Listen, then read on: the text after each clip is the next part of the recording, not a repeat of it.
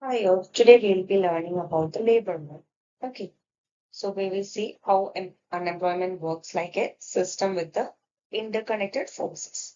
And also we will examine unemployment types, economic trade-offs, government policies, and how globalization and technology reshapes jobs in the modern economy. Okay, so let's start. So how do we measure labor force? So to understand unemployment, we first measure the labor force, right? The population is divided into employed people, unemployed people, actively seeking jobs. Okay. And those outside the labor force. So we have three type of people, right? So those who are employed, those who are actively looking for a job, and those who are out of the labor force. So the unemployment rate only counts people who can work and are actively looking for an employment. Okay. So this metric helps economics judge the health of the economy. So as you can see here, the total population, we have out of labor force people, we have employed people, and we have people who is looking for job that are currently unemployed. Okay. So the rule is unemployment only measures people who can work and are actively looking for jobs. So just imagine that I'm a graduate or a postgraduate and I'm not looking for any job. Okay, I prefer not to work, which means I'm not a part of the labor force. Okay. And if I'm a postgraduate and I'm actively looking for a job, I'm not able to find any. At that time, I'll be a part of the labor force. Okay, clear? So the metric, the unemployment rate is calculated purely as a percentage of active labor force, not the whole population. So you always have to remember this. And what is the meaning? It is a primary indicator reflecting the immediate health of the macroeconomic engine. Okay. So now let's see what are the types of unemployment. Okay. So there are four major type of unemployment. First, we have frictional unemployment, which happens when people move between job temporarily. Okay. So the temporary transition between jobs. And it's a short-term process. And what is the primary cause? It's a normal market movement, right? And target policy lever will be information and job match. For example, if I was currently working on a job and then I decided to resign and join for another one. So there will be a gap in between, right? That is frictional unemployment. Then we have this seasonal unemployment, which occurs in industries with the predictable seasonal patterns. Okay. So it is basically linked to specific industries like tourism, farming, etc. That will only occur on specific seasons, right? For example, tourism will be more attractive during the summer season, winter season, or spring season, etc. But during the rainy season, it will be slightly plummeting, right? So that is the case. So the typical duration is predictable or comparatively short. Okay. And it is due to the routine seasonal shifts. And there will be an economic diversification. Okay. And third, we have the cyclical unemployment that is caused by economic recessions and low demand. Okay. So the cyclical. So it's a medium term. Okay. And it is caused by recessions or demand drop.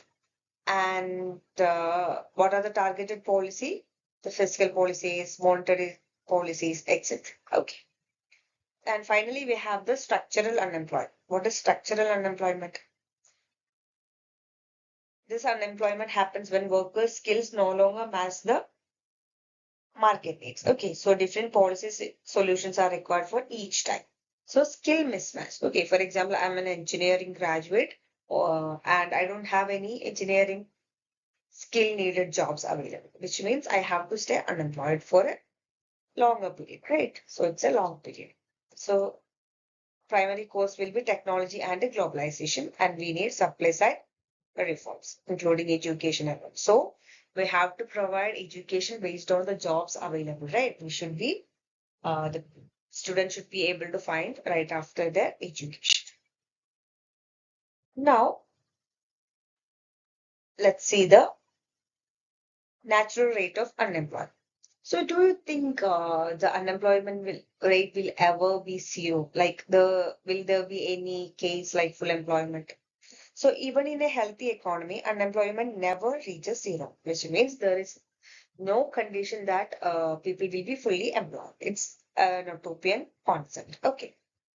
So economists call this the natural rate of unemployment. So there will always be a uh, particular rate of unemployment. That is natural rate of unemployment. So some workers are always changing jobs or adapting to new industries.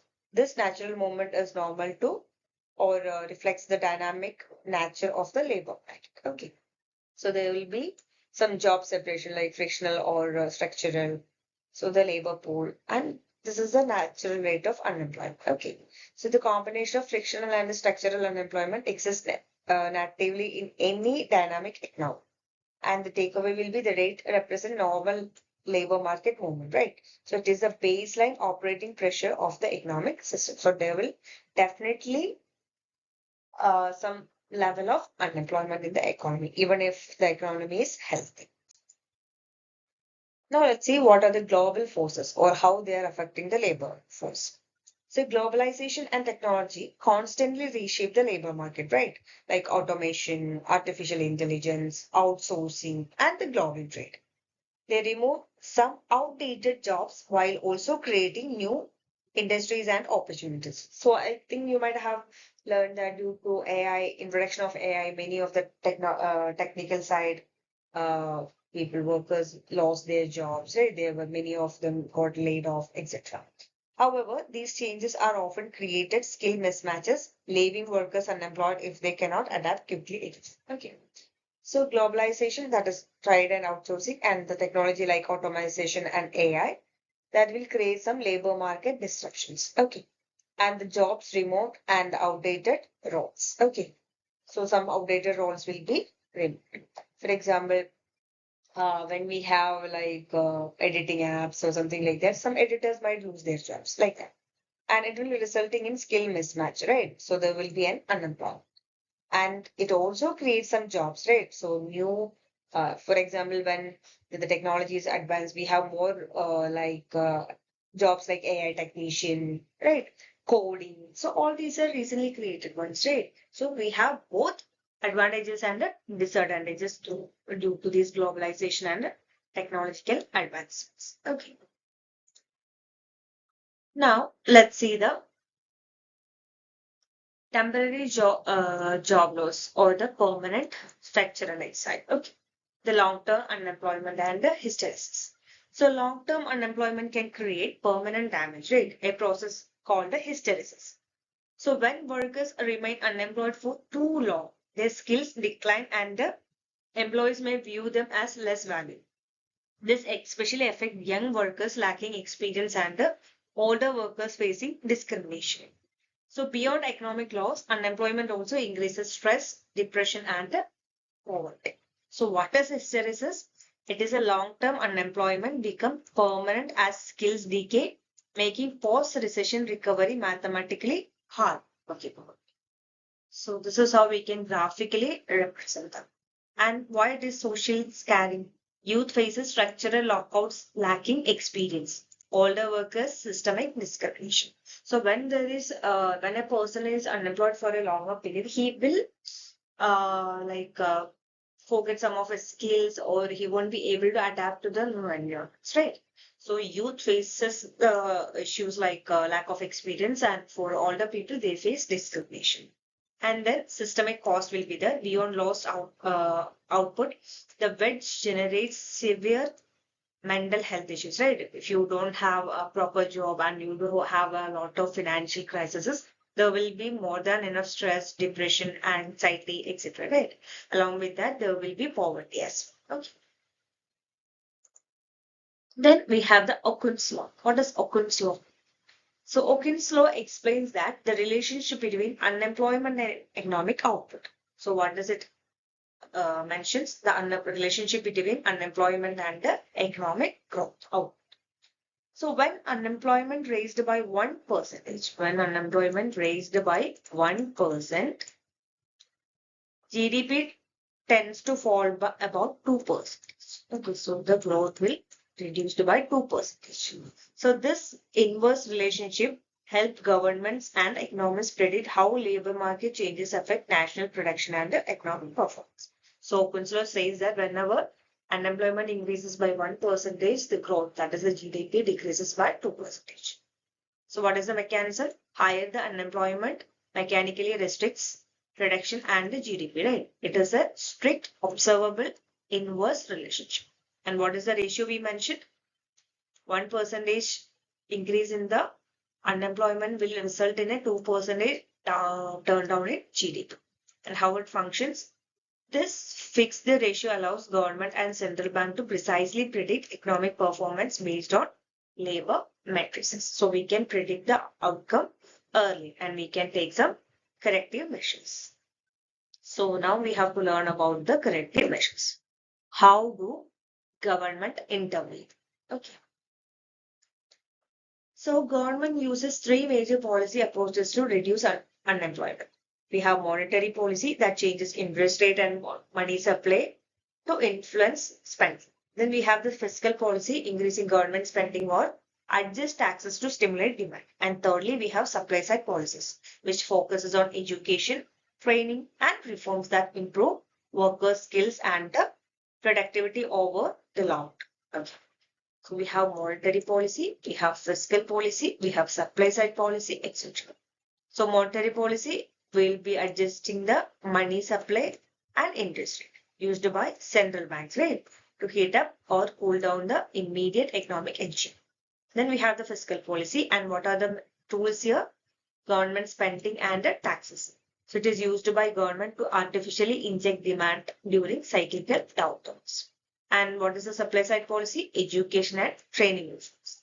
So it is designed to cure long-term structural mismatches and permanently upgrade the labor force, right?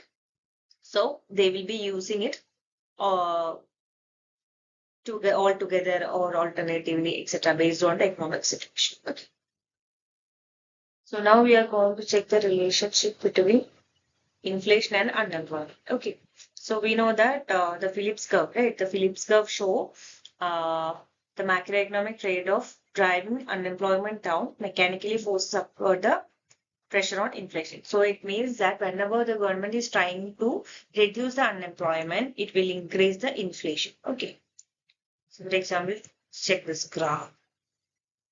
Okay, so this is unemployment and this is inflation. Okay, so whenever the government is trying to bring down the unemployment, what happens? Inflation gets higher and higher. See, so when unemployment is increasing, inflation decreases, but when unemployment decreases, inflation increases. So this is due to high expenses and more wage demand from employees, etc. Price of goods increases, so it will gradually result in inflation. And what is the natural rate hypothesis? If policy pushes unemployment below natural rate, the economy will snap back to stability, creating explosive inflation. So true stabilization requires long-term reforms over short-term manipulation. So this is just a short-term manipulation, right? The reduction of unemployment. So we need a proper solution, not just some random short-term solutions. Okay. So basically, in conclusion, the labor market worked like a connected economic ecosystem, right? So technology and globalization can create structural unemployment, and long-term unemployment can lead to hysteresis and social scare. And government attempt to stabilize the system through fiscal and monetary policies, but excessive intervention may trigger inflation. Ultimately, long-term economic health depends on strong structural reforms, education, and workforce adaptation. Okay. So as we have mentioned, the shock is due to technology and the globalization disrupt the market. And what is the result we mentioned? Causes structural unemployment. That is a mismatch. Then the decay.